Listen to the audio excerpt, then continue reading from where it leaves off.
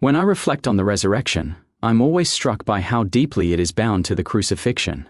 We often want to rush past the cross, to move quickly from sorrow to joy, from pain to triumph. Perhaps that's because suffering frightens us. We fear humiliation, loss, and the cost of true surrender. But the truth of Easter cannot be separated from the wood of Calvary. The glory of the empty tomb is only fully understood in the shadow of the cross. For Jesus, the crucifixion was the death of himself in the flesh, the complete offering of his life out of love for the Father and for us.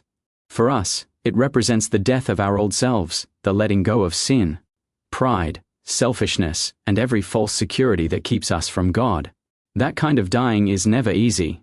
It's a daily surrender, a stripping away of everything that prevents us from loving as Christ loves. Some Christians speak only of the resurrection. He paid the price. It's all finished. And in one sense, that's gloriously true. The work of redemption has been accomplished. Yet, if we celebrate the resurrection while forgetting the cross, we risk misunderstanding the heart of salvation. We cannot have the victory of Easter without the sacrifice of Good Friday. If we only look upon the risen Christ and not the crucified Christ, we overlook the very path that leads to new life. The crucifixion and the resurrection are not separate events, but two movements of one divine mystery, the mystery of love poured out and love triumphant. They are like two sides of a single doorway. To enter into the joy of the resurrection, we must first pass through the suffering of the cross. There is no resurrection without death, no crown without thorns, no Easter morning without the darkness of the tomb.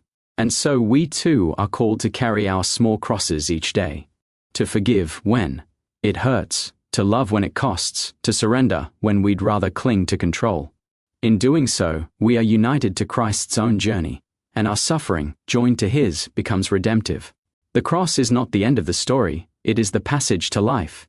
When we embrace it with faith, we discover that even in our pain, God is already at work bringing resurrection. The path of discipleship always leads through Calvary, but beyond Calvary lies the radiant dawn of Easter.